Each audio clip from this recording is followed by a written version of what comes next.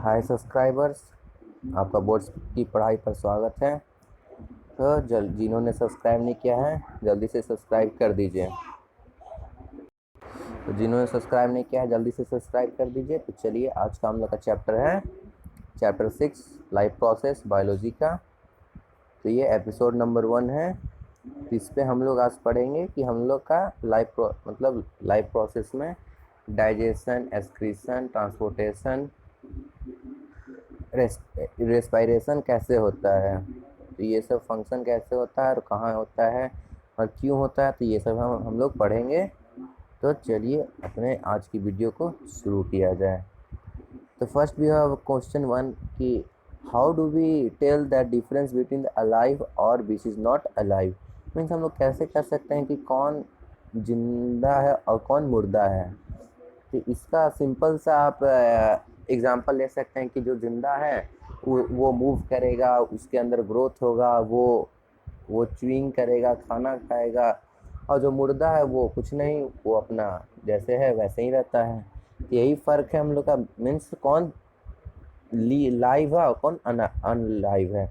तो living things और non living things में यही फ़र्क है। तो फर्स्ट हम लोग का टॉपिक है ये इसी पे कि जो मीन्स जो डॉग है, काऊ है, मैन है, मीन्स एनिमल्स, ये लिविंग बींग्स का पता चल जाता है कि ये खाना खाते हैं, चलते हैं, दौड़ते हैं, कूदते हैं, भागते हैं। इस सबसे पता चल जाता है कि हाँ इन लोग लिविंग बींग्स है। But in the plants what is the difference. तो प्लांट्स में जो होता है वहाँ पर ग्रीन, अगर ग्रीन है तो उससे पता चलता है कि हाँ अब जो प्लांट्स है वो ग्रीन है, जिससे वो अलाइव है। अगर वो बढ़ रहा है, ग्रोथ है, उसमें मूवमेंट्स है। अगर वो सूख नहीं रहा है, मीन्स उसका पत्ता जो है वो पीला नहीं पड़ रहा है, ग्रीन है, हरा भरा है, ग्रोथ हो रहा है, तो मीन्स इससे वो पता चल रहा है कि हाँ वो जिंदा है, वो भी मुर्दा नहीं है, उससे न्यूट्रिशन मिल रहा है।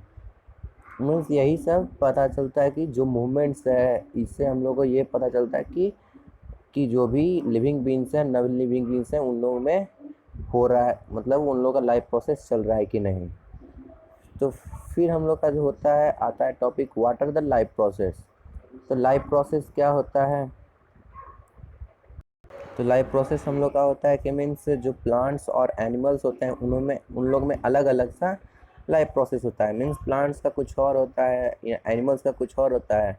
तो फर्स्ट जो होता है हम लोग का, मीन्स हम लोग जो न्यूट्रिशन लेते हैं, फिर उसको हम लोग ट्रांसपोर्टेट करते हैं, पूरे बॉडी में ट्रांसपोर्टेशन होता है, फिर वो डाइजेस्ट होता है, फिर हम लोग को मतलब लास्ट में एस्पिरेशन होता है और रेस्पायरेशन होता है। यही सब लाइफ प्रोसेस है। तो यही सब हम लोग अब पढ़ेंगे कि कैसे कैसे रेस्पायरेशन है, कैसे न्यूट्रिशन है, क्या एक्सक्रीशन है ये, और क्या डाइजेशन है। तो फर्स्ट हम लोग का जो टॉपिक आता है वो है न्यूट्रिशन। तो चलिए हम लोग न्यूट्रिशन को शुरू करते हैं। तो फर्स्ट जो है, general requirement for energy and material is common in all. Means जो जनरल रिक्वायरमेंट्स है सबके लिए कॉमन होता है, जो भी खाना पीना है सबका मतलब एक ही होता है। Some organism are simple food, means कोई ऑर्गेनिज्म जो होते हैं वो सिंपल फूड खाते हैं, मीन्स कार्बन डाइऑक्साइड और वाटर पर जिंदा रहते हैं। और यही ऑटोट्रॉफ्स होते हैं जिनमें जो ग्रीन प्लांट्स और बैक्टीरिया होते हैं। कुछ होते हैं जो कॉम्प्लेक्स सब्सटेंस होते हैं, जिनमें broken down in similar, means complex होते हैं, और कॉम्प्लेक्स सब्सटेंसेस जो होते हैं वो ब्रोकन डाउन मतलब होते हैं सिंपल वंस में। अब वो आपकी उनमें ग्रोथ होता है, उनके बॉडी में ग्रोथ होता है। और this organism use biocatalyst called enzymes, और इन लोग में इंजाइमिस होता है। और the heterotrophs survival depends directly और इनडायरेक्टली ऑन ऑटोट्रॉप्स। मीन्स जो हम लोग का हेट्रोट्रॉप्स होता है वो डायरेक्टली नहीं तो इनडायरेक्टली ऑटोट्रॉप्स पे डिपेंड होता है। मीन्स हम लोग प्लांट्स पर डिपेंड हैं, उनसे ऑक्सीजन लेने के लिए हम लोग प्लांट्स पर डिपेंड हैं। और ऐसा क्यों हम लोग सोचते हैं कि जो हम लोग मतलब एयर ब्रेथ कर रहे हैं वो ऑक्सीजन ही है। नहीं, ऐसा नहीं है कि हम ऑक्सीजन को ढूंढ रहे हैं। जो भी है सब हम लोग एयर को ब्रेथ कर रहे हैं, ना कि ऑक्सीजन ही को। ऑक्सीजन हर जगह मतलब ये नहीं है कि हम लोग ढूंढते रहते हैं। मीन्स हम लोग एयर को कर रहे हैं। अब उसमें एयर का ऑक्सीजन कार्बन डाइऑक्साइड दोनों मिक्स है। तो हम लोग आगे इसके बारे में पढ़ेंगे क्या क्या आते हैं। तो पहले हम लोग पढ़ेंगे what is the autotrophic nutrition. तो carbon and energy requirement for of the autotrophic nutrition are fulfilled by photosynthesis. Mean जो कार्बन और भी कुछ कुछ जो पार्टिकल्स होते हैं एनर्जी लेने के लिए, वो फोटोसिंथेसिस प्रोसेस के द्वारा मतलब फुलफिल होता है। ये ज़्यादातर नहीं पॉसिबल सिर्फ प्लांट्स में होते हैं। तो फोटोसिंथेसिस प्रोसेस होने के लिए भी क्लोरोफिल हो चाहिए।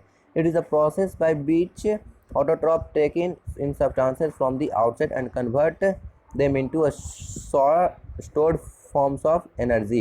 मीन्स जो एनर्जी जो लेते हैं उन्हें वो कन्वर्ट करते हैं form of energy. This material is taken in the form of carbon dioxide and water. तो जो फोटोसिंथेसिस होता है उस दौरान उन लोग कार्बन डाइऑक्साइड और वाटर लेते हैं, which is converted into carbohydrates in the presence of sunlight. Means sunlight के ही प्रेजेंस में ये सब प्रोसेस होता है। एंड क्लोरोफिल भी उसके लिए बहुत ज़रूरी है। और carbohydrates are utilised for providing energy to the plants. और यहाँ पर कार्बोहाइड्रेट्स हैं वो बहुत ही इम्पॉर्टेंट है, जो यहाँ पर एनर्जी प्रोवाइड करने कार्बोहाइड्रेट्स का बहुत ही ज़्यादा ज़रूरी होता है। और जो the carbohydrate which are not use immediately are stored in the form of starch. और जो मतलब नहीं होता है तो उसे हम लोग स्टोर कर लेता है स्टार्च में। Which serve as the internal energy reserve to be use as a when requirement by the plant. मतलब जब भी फ्यूचर में जब उन्हें काम आएगा तो वो कार्बोहाइड्रेट्स को उन लोग यूज कर सकते हैं। मीन्स कार्बोहाइड्रेट्स को उन लोग स्टोर करके स्टार्च में कन्वर्ट कर रख लेते हैं। अब हम लोग का ये देखिए, हम लोग का जो प्रोसेस है, जो ग्लूकोज बनता है कार्बोहाइड्रेट्स और वाटर और ऑक्सीजन से in the process of sunlight और क्लोरोफिल। ये देखिए ग्लूकोज जो बन रहा है वो कैसे बनता है, हम लोग इसको अभी पढ़ेंगे। तो पहला हम लोग का होता है what happens during the process of photosynthesis. Photosynthesis process में होता क्या है। तो पहला जो होता है मतलब absorption of light energy by chlorophyll. Mean in the presence of chlorophyll, जो लाइट एनर्जी जो सनलाइट है उसे एब्जॉर्ब करता है क्लोरोफिल के द्वारा। फिर सेकंड में आता है जो लाइट एनर्जी है जो सन से लिया गया है उसे केमिकल एनर्जी में चेंज किया जाता है। जो लाइट एनर्जी है उसे केमिकल एनर्जी में चेंज किया जाता है। और जो वाटर मॉलिक्यूल है उसमें से हाइड्रोजन और ऑक्सीजन को स्प्लिट कर दिया जाता है, मीन्स अलग अलग। और थर्ड में आता है हम लोग का reduction of carbohydrates to carbon dioxide to carbohydrates. Means reduction means वहाँ पर हाइड्रोजन को जोड़ा जाता है। जिन्होंने नहीं पढ़ा है व्हाट इज़ द रिडक्शन, वो मेरे नेक्स्ट डिस्क्रिप्शन में मैंने उस वीडियो का लिंक दे दिया है, जो केमिस्ट्री का फर्स्ट चैप्टर है रिडक्शन ऑक्सीडेशन। वहाँ पर देख लें रिडक्शन हो क्या होता है। तो reduction is the loss of oxygen and the gain of hydrogen. Means यहाँ पर जो ऑक्सीजन जो होता है लॉस होता है और हाइड्रोजन को ऐड किया जाता है। मीन्स हाइड्रोजन और कार्बोहाइड्रेट्स को ऐड, कार्बन डाइऑक्साइड को ऐड करके कार्बोहाइड्रेट्स बनाते हैं। तो हम लोग का फोटोसिंथेसिस प्रोसेस में यही सब कुछ होता है। तो फिर हम लोग का आता है The cell contain green dots. These green dots are cell organelles called chloroplast। और जो सेल्स में जो क्लोरोप्लास्ट जो होते हैं वो ग्रीन डॉट्स जो उसके ऊपर हैं द सेल ऑर्गेनेल्स, उसी को हम लोग क्लोरोप्लास्ट करते हैं, जिसमें क्लोरोफिल उपलब्ध होता है। और क्लोरोफिल फोटोसिंथेसिस के लिए बहुत ही ज़्यादा इम्पॉर्टेंट है। फिर यहाँ पर जो है which are tiny pores present in the surface of leaves. Massive amount of gases exchange takes place in the leaves through this pores from this purpose of photosynthesis. Means हम लोग पढ़े होंगे stomata in the class 9, the previous class में आप लोग पढ़े होंगे कि व्हाट इज़ दी स्टोमाटा। दो इसमें जो ओपनिंग और क्लोजिंग पोर्स होते हैं, मीन्स इनमें बहुत सारे पोर्स होते हैं जिसमें लीव्स और उसी में जो गैसियस होते हैं वो एक्सचेंज होते हैं during the process of photosynthesis. Means वहाँ पर जो गैस होता है वो एक्सचेंज होता है, जो भी टेक्स प्लेस लीव्स में होता है for the purpose of photo, मतलब वहीं पर हम लोग का गैस एक्सचेंज होता है। बहुत मैसिव अमाउंट ऑफ गैस वहाँ पर एक्सचेंज होता है। तो और but it is important to note that the exchange of gas across the surface of stem root leaves as well, मतलब सिर्फ स्टोमाटा ही नहीं, रूट्स में लीव्स में हर जगह एक्सचेंज ऑफ गैस होता है। और जो water can be lost through these stomata, और जो वाटर है वो स्टोमाटा से लॉस मतलब बाहर भी निकल जाता है। The plant closes this pores when it does not need carbon dioxide for जब वो मतलब उसे कार्बन डाइऑक्साइड नहीं चाहिए तो अपना जो पोर्स होता है उसे क्लोज्ड करते हैं, जिसको क्लोज्ड स्टोमाटा कहते हैं। और फिर जो opening and closing of pore in the function of guard cell, mean जो ओपनिंग और क्लोजिंग हो रहा है इससे हम ये फंक्शन किसका है, तो गार्ड सेल का है। जो गार्ड सेल होता है वो मतलब जब वाटर उसमें जो फ्लो करता है तो वो स्वेल करता है और फिर causing stomatal pore to open, फिर जिससे वो ओपन हो जाता है। और जब जो वो क्लोज क्यों होता है, जब जो वाटर है वो सिंक करना बाहर निकलने लगता है तब वो गार्ड सेल क्लोज कर देता है पोर्स को।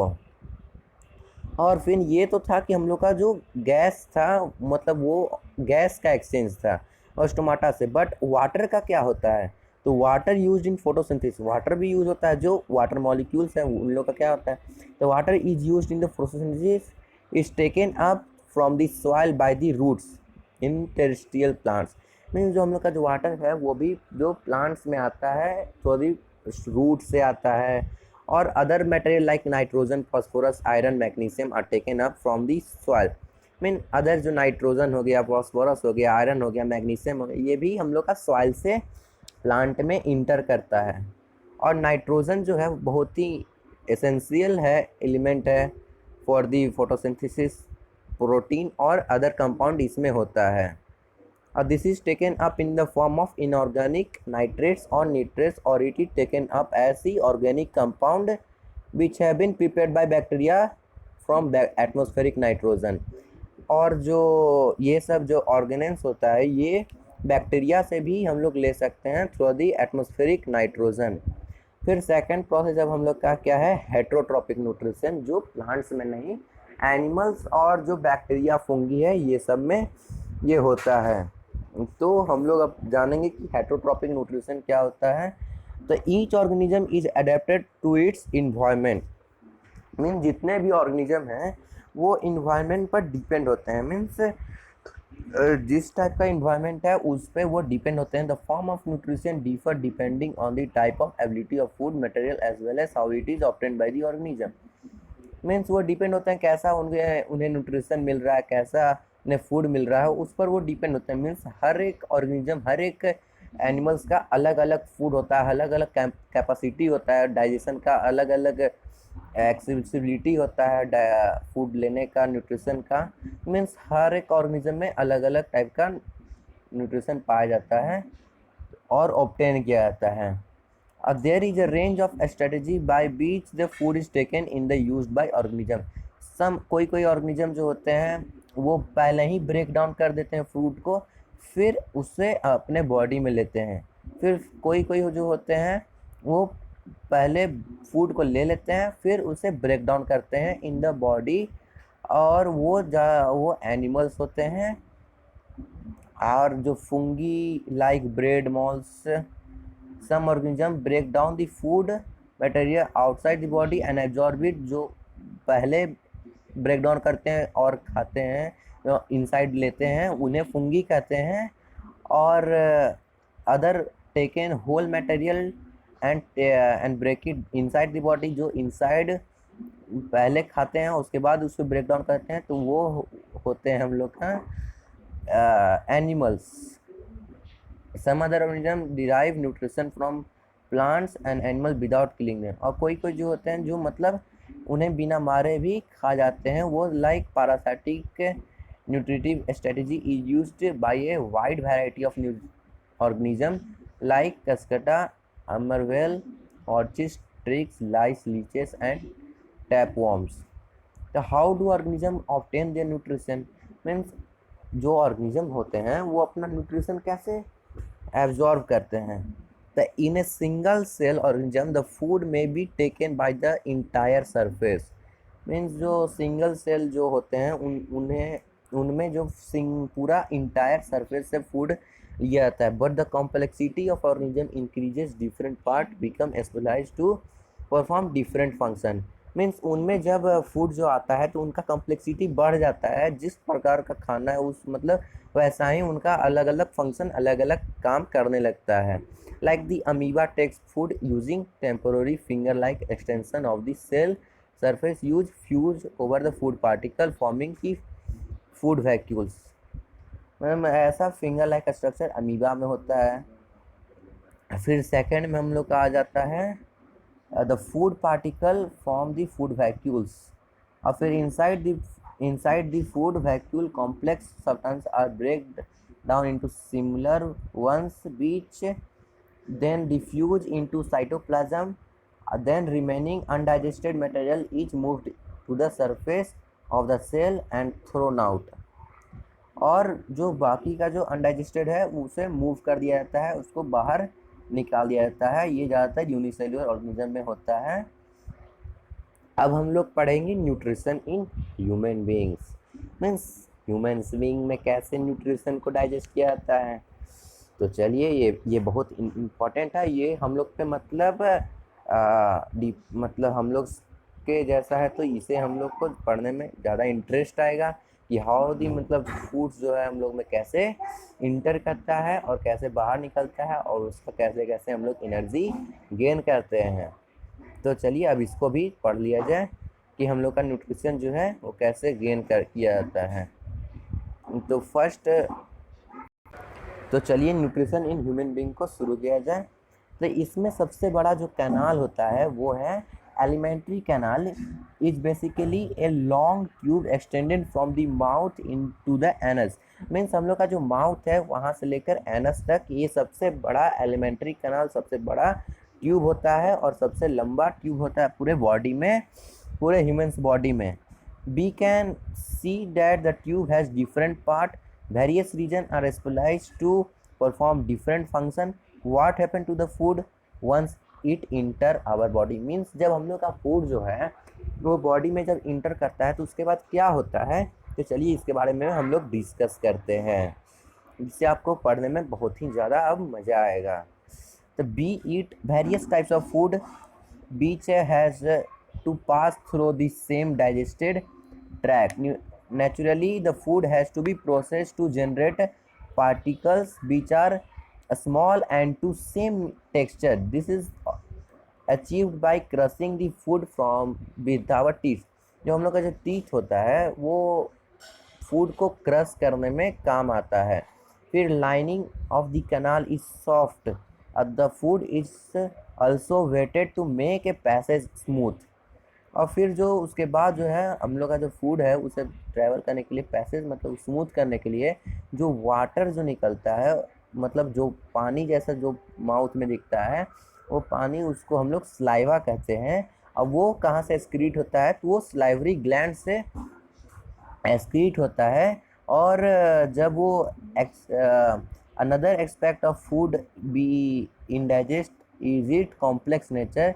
If it is absorbed from the alimentary canal, if has to be broken into a smaller molecule, this is done with the help of biological catalyst called enzymes. The saliva contain an enzyme called salivary amylase।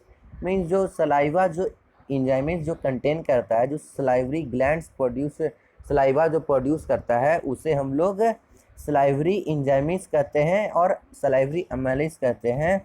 that break out starch which is a complex molecule to give sugar।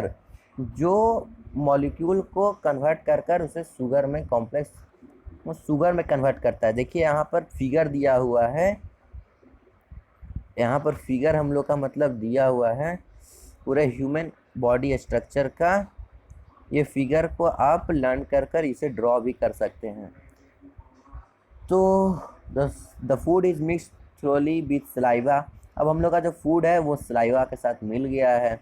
The food around the mouth while chewing by the muscular tongue. फिर वो chewing मतलब उसको मतलब चबाया जाता है muscular टंग से, दांतों से, और उसके बाद वो it is necessary to move the food in regulated manner along the digestive tube so that it can be processed properly in each part. The lining canal has muscles that contract rhythmically in order to push food forward. These peristaltic movement occur all along the gut. Means अब हम लोग का जो lining canal है वो हम लोग का फूड को राइथमिकली वो हम लोग का पूर्स को आगे बढ़ाते जा रहा है। इस मूवमेंट को हम लोग पैरासाइक्लिक मूवमेंट भी कहते हैं। From the mouth the food is taken to the stomach. अब हम लोग का जो माउथ से अब जो फूड है कहाँ, स्टमक पे आ गया है। थ्रू दी फूड पाइप, उससे हम लोग ईसोफेगस कहते हैं।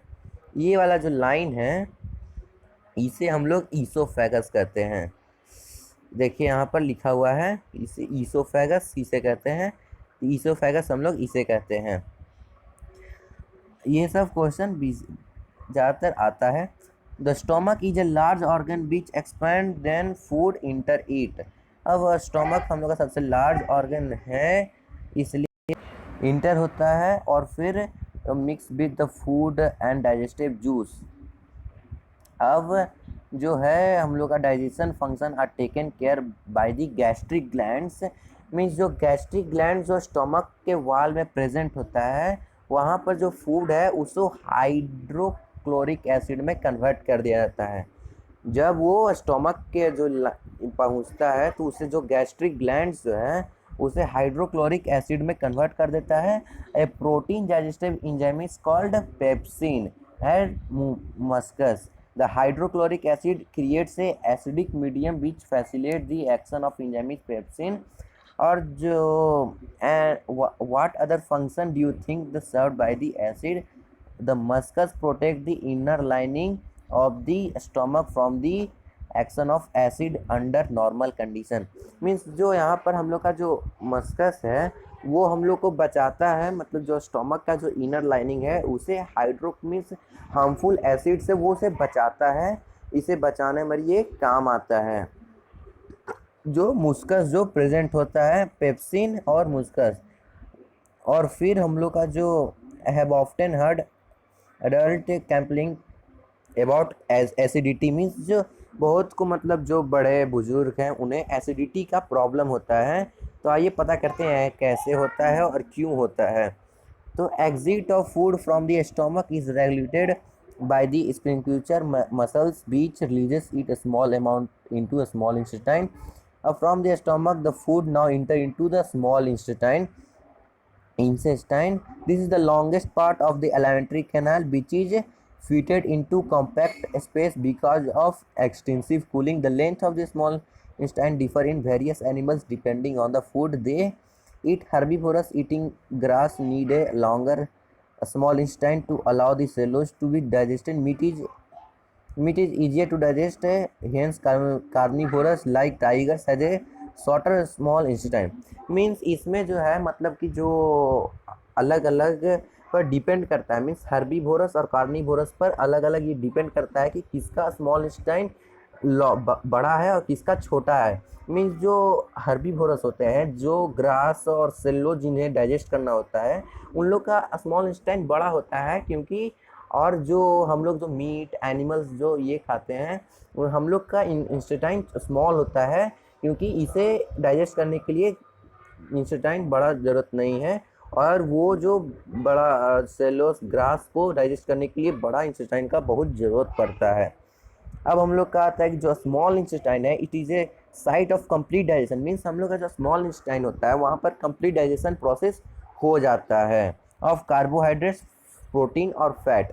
मीन्स तीनों का जो यहाँ पर डाइजेशन कंप्लीट हो जाता है यहाँ स्मॉल इंटेस्टाइन में। It receive the excretion of the liver and pancreas. अब यहाँ पर जो हम लोग का जो स्मॉल इंटेस्टाइन में घुसता है वो पहले लीवर और पैनक्रिया से आता है। यहाँ पर देखिए जो ये है हम लोग का स्मॉल इंटेस्टाइन है उससे पहले हम लोग का ये लीवर आता है और पैनक्रिया आता है। उसके बाद ही हम लोग का तो पहले हम लोग का जो लीवर में जाता है तो लीवर में हम लोग का बाइल जूस प्रेजेंट होता है और बाइल सॉल्ट प्रेजेंट होता है। तो बाइल जूस जो है वो हम लोग का कन्वर्ट करता है, जो वहाँ से जो have a liver accomplishes this is the addition to acting on fat, ये फैट पर एक्ट करता है। और fat are present in the intestine in the form of large, मतलब वो लार्ज ग्लोबल्स में प्रेजेंट होता है, और उसको स्मॉल करने के लिए बाइल सॉल्ट प्रेजेंट होता है, जो उसे लार्ज ग्लोबल से स्मॉल ग्लोबल्स में बनाने में मदद करता है, उसे कन्वर्ट करने में मदद करता है। और फिर उसके बाद जो हम लोग पढ़े चैप्टर 4 में पैनक्रिया, वो पैनक्रिया जो है वो एक्सक्रीट करता है क्या, pancreatic juice which contain enzymes like trypsin for digesting protein and lipase for breaking down of emulsifying fat. The wall of a small intestine contain glands which excrete intestinal juice. Means यहाँ पे जो है pancreas excrete करता है pancreatic juice, जिसमें lipase और trypsin present होता है, और ये जो small intestine contain glands which excrete, और वहाँ पे इंटेस्टाइन जूस कन्वर्ट होता प्रेजेंट एक्सक्रीट करता है। This enzyme is present in the finally convert the protein into, protein को अमीनो एसिड में कन्वर्ट कर देता है, और कार्बोहाइड्रेट्स को ग्लूकोज में, और फैट को फैटी एसिड और ग्लिसरॉल में। और डाइजेस्टेड फूड जो है वो अब लार्ज इंटेस्टाइन में आ जाता है, मीन्स स्मॉल इंटेस्टाइन में आ जाता है, और वहाँ पर small numerous finger like structure, उसे विली कहते हैं, जो वहाँ पर प्रेजेंट होता है। क्यों? तो वहाँ पर जो स्मॉल सरफेस एरिया उसका बढ़ाने के लिए, मतलब वहाँ पर large amount of blood absorb करने के लिए सरफेस एरिया को बढ़ाया जाता है। Villi are richly supplied with blood vessel which take the absorbed food to reach every cell of the body where it is utilized for obtaining energy, building up new tissues and repair of old tissues। Means जो new tissues है, tissue उसको repair मतलब build करने के लिए, और old tissue को repair करने के लिए वहाँ पर फिर unabsorb food is sent to the large intestine. Means अब बचा कुचा जो फूड होता है वो लार्ज इंटेस्टाइन में जाता है, फिर वहाँ पर जो वाटर होता है मटेरियल को वो वहाँ पर एब्जॉर्ब किया जाता है। अब बाकी जो बचा कुचा जो मतलब वेस्ट मटेरियल जो हो गया उसको रिमूव कर दिया जाता है बॉडी से एनस के द्वारा। The exit of waste material is regulated by the anus sphincter, means वहाँ से फिर वो रिमूव हो जाता है। तो चलिए आज का हम लोग का न्यूट्रिशन का यही यहाँ पर समाप्त होता है। तो ये कुछ न्यूट्रिशन का कुछ क्वेश्चन है, इन्हें आप खुद से करके कोशिश कीजिएगा। तो कल हम लोग अब आएंगे रेस्पिरेशन पर। तो thanks for watching and subscribe करना ना भूलिए।